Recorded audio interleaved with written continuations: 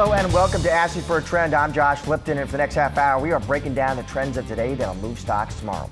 There's a lot to keep track of, so we're focusing on what you need to know to get ahead of the curve. Here's some of the trends we're going to be diving into. Stocks inching higher on Thursday with the S&P 500 and the NASDAQ closing at fresh record highs. The climb comes as investors continue to watch trade negotiations. At the end of the trading session, all major indices closing higher. And who is winning? We're taking a deep dive into those benefiting from President Trump's big, beautiful bill when it comes to taxes. And Bitcoin, by the way, breaking new records. Cryptocurrency is hitting new highs. We're taking a look at what's driving that growth. Well, Bitcoin making news as it hits new records of $113,000. Let's bring in now Matt Hogan, Bitwise Asset Management CIO and Yahoo Finance banking reporter. That would be David Hollerith on all this. Matt, I'll start with you. So Bitcoin hitting new highs. Matt, walk us through what you think explains this. Is this correlation to tech stocks, Matt? Is it just continued enthusiasm from crypto-friendly policies from the White House? What do you chalk it up to? What do you make of it?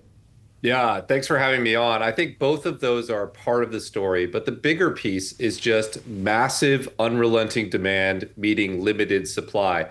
We're seeing companies buying huge amounts of Bitcoin and ETFs purchasing huge amounts of Bitcoin, and there's just not that much Bitcoin to go around. I'll mention in the last 30 days, we've seen Bitcoin ETFs acquire $5.2 billion of Bitcoin.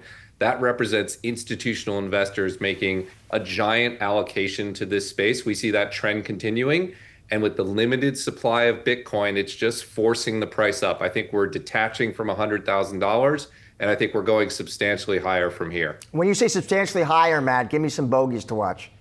Yeah, absolutely. I think once we break the gravity of around $100,000, where we've been trading in and out of for the last 6 months, I think it's sort of anyone's guess where we go. Here at Bitwise, we expect Bitcoin to top $200,000 by the end of the year, which I know sounds like a very large number, but the flows we're seeing from institutional investors and corporations are really significant. They're accelerating, not slowing down, and I think they're going to force that price substantially higher. All right, 200,000, it's on the board. Meanwhile, Matt, Congress kicking off crypto week. What are your expectations there? Yeah, absolutely. That's the other piece of the story. At the same time as you have this institutional allocation, you have very positive news from Washington. What we're hoping to see is the Genius Stablecoin Act, which passed through the Senate on a bipartisan basis, get through the House, onto the president's desk, and signed. That'll help Wall Street move into crypto in a major way. We're also hoping to see the Market Structure Act, called the Clarity Act, make progress through Congress. Those are the two big pieces of legislation. If we get those done this year, crypto is on an extremely strong footing. You're going to see, again, Wall Street make a major move into the space. You're going to see much fewer risks of blowups and fraud and negative events like we saw in the past. It's going to be a very strong foundation if those happen, and I think they might even this week. Hey, Matt, David Hollerith here. I wanted to ask about Bitcoin flows you were talking about earlier. I mean, last year, this story was really about the Bitcoin ETFs. This year, it seems like it's more about corporations buying Bitcoin. And I wanted to ask about those Bitcoin treasury companies. What do you make of it all? It looks like they've actually been acquiring Bitcoin at almost a faster pace, sometimes faster than the ETFs this year. They have been. It's really remarkable. It's become a two horses pulling this cart. The ETFs are still doing their part, but you're absolutely right. These companies are buying even more. For context, Bitcoin companies bought about 160,000 Bitcoin in Q2 alone. That's 100% of the net new supply of Bitcoin that will come into the market this year. So in one quarter, they bought the entire year's worth of supply. I know a lot of people out there are skeptical of this trend. If you're on the inside and you're seeing the proposals for new deals flowing into your inbox, you know that Q3 is actually going to probably be an even bigger quarter than Q2. So this is a trend that I think actually accelerates before it plateaus and maybe tails off at the end of the year. But I would expect significant buying in Q3 from this sort of quadrant of the market. Matt, when friends and family ask you why you own Bitcoin, what do you tell them? Do you say smart trade? Do you say store of value, diversify your portfolio? I'm just interested. Yeah, all three of those are true. But look, the way I think of it is fairly simple, which is most of us are 100% exposed to dollar-based assets. We're exposed to stocks, we're exposed to bonds, we earn our salary in dollars. If you look at the US debt and deficit, it's unsustainable. People need some exposure to an alternative. Bitcoin is the best of those alternatives. It's the fastest horse. I'm not telling my friends and family to put 50, 60, 70% of their portfolio into Bitcoin. But right now, they're 100% dollars and 0% hard assets. I think having a few percentage points in Bitcoin, historically, it's been good for returns. Historically, it's had low correlations. I think it's a good investment bet, but it's also insurance against that fiat risk. I think it makes a lot of sense. What about as a medium of exchange, Matt, a currency? Look, I think we'll get there on an international basis long term, but we don't have to get there for Bitcoin to be extremely valuable. Bitcoin could be worth more than $1 million per coin, even just to get to par with gold. And when's the last time you bought a cup of coffee with gold? Look, I do think Bitcoin has medium exchange characteristics. I think we'll get there in the 2030s, but Bitcoin's going to have to be priced $1 million or above before that's even really in play. You get all that as extra upside on top of this store of value investment. It's like a free option that you get for a core investment with, in my view, a high probability of success and significant sort of 10x style upside. I think that's what you get with Bitcoin. And Matt, just staying on the medium of exchange topic, the stablecoin story, how long do you think that adoption story is? There's obviously been banks, fintech companies, all kind of laying out a strategy ahead of the legislation that's expected to pass to sort of allow them to get involved in the market. How long do you think that story takes to play out? Yeah, I've never seen anything like it, to be honest. You have the US Secretary of Treasury saying that market could 10x in the next 3 years. Try to think of another area of the economy that you can invest in where the government thinks it will 10x in the next 3 or 4 years. I think there's going to be an arms race from Wall Street to get into this space. Look, it'll take a long time before it replaces underlying networks if it gets there in any full shape or form. But you're going to see huge investment. Every Wall Street firm looked at Circle's IPO, 10x oversubscribed, the best performing stock on the market this year. They've all looked at Tether, which is the other leading stablecoin issuer, which makes $10 to $15 billion a year, and they want a piece of that puzzle. So there's going to be a flurry of activity once we get the regulations passed, the legislation passed. I think every major Wall Street firm is going to try to move into this space. So there will be a boom, to be sure, and I think the build of that market will sustain over a number of years. All right, Matt, David, thank you both, gentlemen, so much today. Appreciate it. Thanks for having me. Well, if you're lucky enough to notice a net income boost from the tax bill President Trump just signed, don't rush out and spend it, says Yahoo Finance's very own Rick Newman. Rick, where are the tax cuts going? Who's seeing an impact? If you're a high earner, you love this bill. And I think this has gone a little bit under the radar. You know, President Trump signed this on the 4th of July. People weren't, that's not the first thing people were thinking of. And now we're back to the tariff war this week. If you look at who's going to benefit the most from these tax cuts, it is enormously skewed toward the wealthy. That's just the way that the tax cuts work out. So just a couple of examples. If your income is between $500,000 and $1 million, your average tax savings is going to be about $20,000.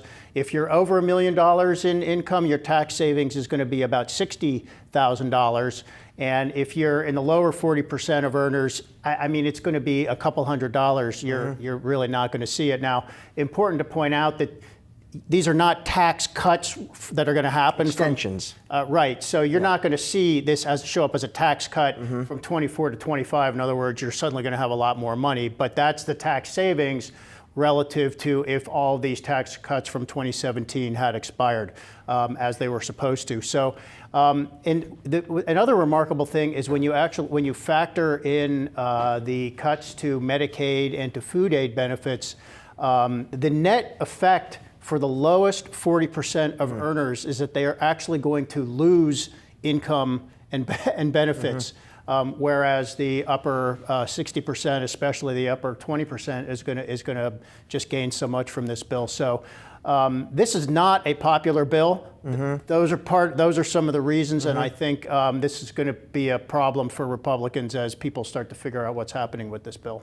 You also noted some other offsets that could be coming, tariffs, for example. How are you thinking through that? So one analysis finds that the average tax savings for a typical family is going to be around $2,500 per year. Again, that's compared to if the tax cuts had expired.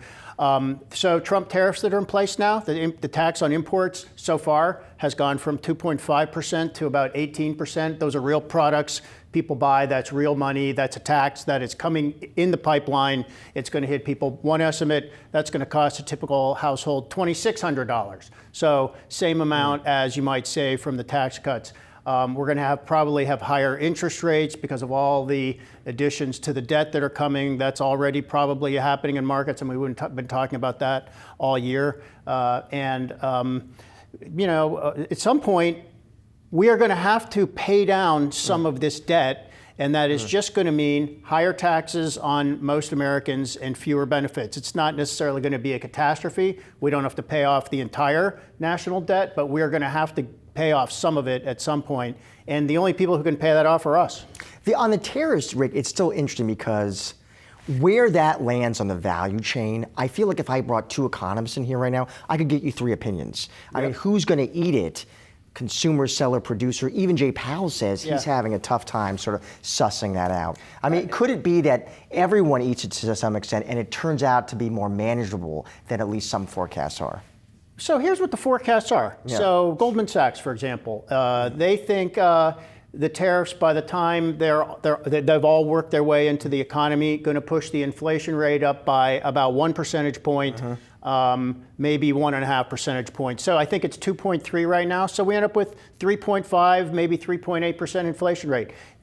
Is that bad? It's not as bad as 9%, which we had in 22, but I think what's going to happen is there are going to be certain product categories where it's going to be much more noticeable. It's going to be much more noticeable on the stuff from China. And we do have some kind of case study data when Trump did this in 2018 and 2019. There will be a little bit of an offset with the suppliers in the tariffed countries. They will maybe cut prices a little bit, but there's no way they're going to take the whole hit. The importing companies here are going to try to push the entire added cost to them onto their customers, and they will, at the end of the day, maybe be able to pass on about 70% of it. So, you still have to sell products in a competitive marketplace, and consumers are not just going to pay whatever the cost is. I mean, at some point they're going to say, that's too expensive, I'm not going to buy it. And people will adjust, they'll buy other products that are cheaper and so forth. But, at least half of this is going to be borne by whoever the end customer is. In some cases, that's a business that's buying equipment or something like that. So a year from now, we're going to have we will know, and there will be a little less of disagreement among those three economists. Sorry, the two economists who give you three opinions. Thank you, Rick. Appreciate it. Stick around, much more Ask for a Trend. That's still to come.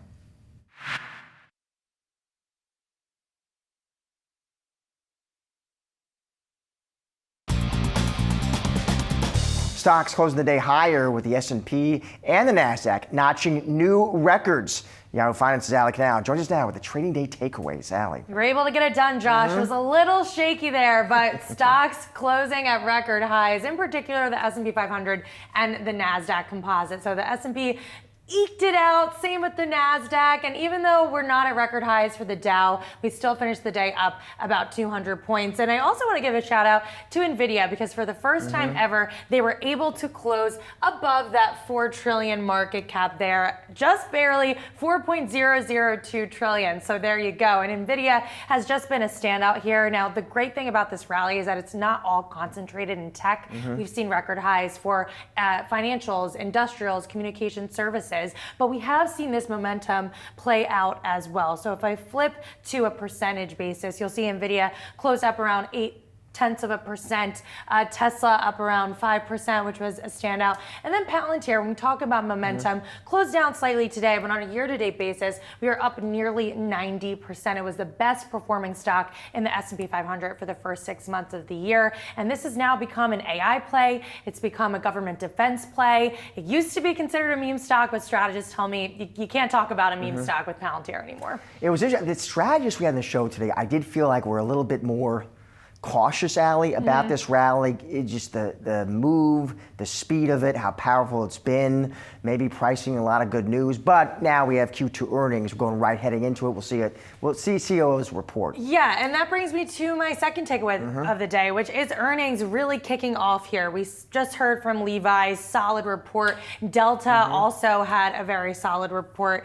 They reinstated some of that guidance. That was the big concern in the first quarter. They beat on earnings. It was one of the top trending tickers on Yahoo Finance, and we closed the day up around 12% there. So that helped lift shares of American Airlines too, and some of those competitors. But 12% rise today. If you take a look at a 2-day chart, you'll see that massive rise to the upside. Now, CEO Ed Bastian, he did call out the fact that we have more clarity around trade, around tariffs, around the tax bill. So that sets us up for pretty solid earnings season. There is a low bar. That's something Wall Street strategists have continued to stress. So as long as we can hurdle over that bar, we should be okay. However, you were just talking about that cautiousness.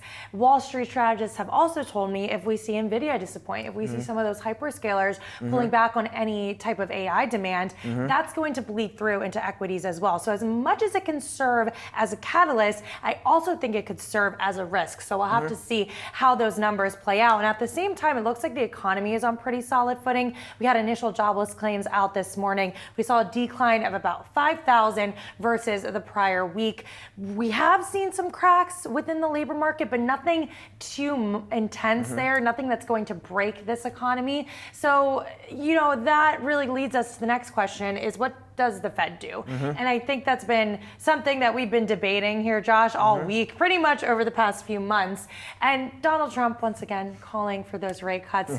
He said, we are so back. He said, Nvidia is up, tech stocks are up, NASDAQ hitting all-time highs. The Fed needs to cut now. But he might not get what he wants. We did hear from JP Morgan CEO Jamie Dimon. He said that he is pricing in a higher probability of higher rates. He's at around a 40 to 50% chance versus the market's 20%. We know Jamie Dimon, sometimes he takes on that contrarian take, and right now markets are pricing in that September cut.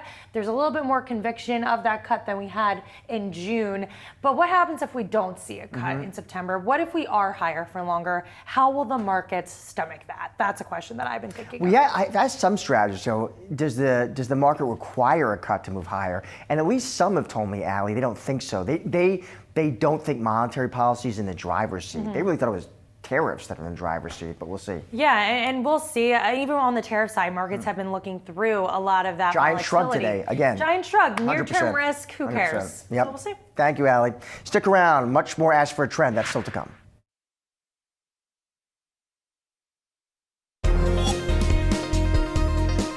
McDonald's, hot off a new Goldman Sachs upgrade, is celebrating the re-release of its fan favorite snack wrap. And today, Yahoo Finance's senior reporter, Brooke DePalma, joins us to discuss the fast food giant. Brooke. Absolutely. Goldman Sachs upgrading McDonald's today from neutral to buy, that is. And it's largely because of this product and marketing innovation that the company has been able to push through. They say that they will likely gain market share because of their ability to do this. That includes the return of that coveted snack wrap out today on July 10th. Now, in addition to that, they also added the Daily Double Burger to their McValue platform. Goldman Sachs likes that too. But just to set the scene here, we're currently in this environment where we know that the low-income consumer is still under pressure there.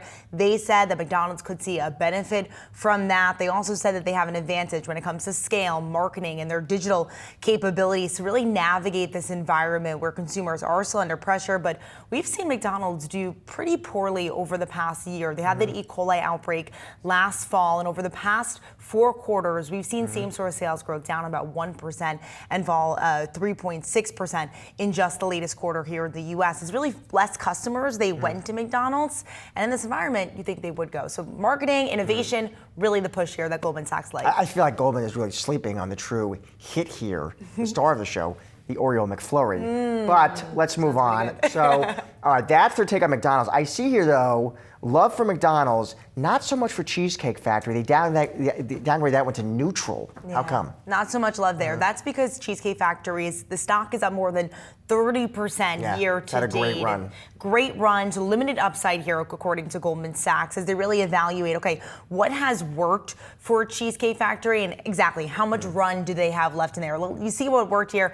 They've proved their ability to really navigate this environment. They're able to, get more customers in, get large groups in, and really beat on that value proposition. They've also benefited from those higher income customers. They're turning to Cheesecake Factory now in order to get the best bang for their buck. And also what Goldman Sachs previously liked here, doesn't think has much upside now, is that menu variety. They said that that's going to present a tailwind here, ultimately because of the fact that they were able to cater towards healthier consumers, maybe those looking for a sweet treat, but also healthy, large menu there. Maybe that's presenting a bit of a tailwind now, not as many customers coming in as they once were. They say we believe the more immediate catalysts in the near term have been already priced in. That's their takeaway. Thank you, Brooke. That is a wrap on today's Ask for a Trend. And be sure to come back tomorrow at 4:30 p.m. Eastern for all of the latest market moving stories affecting your wallet. Have a great night.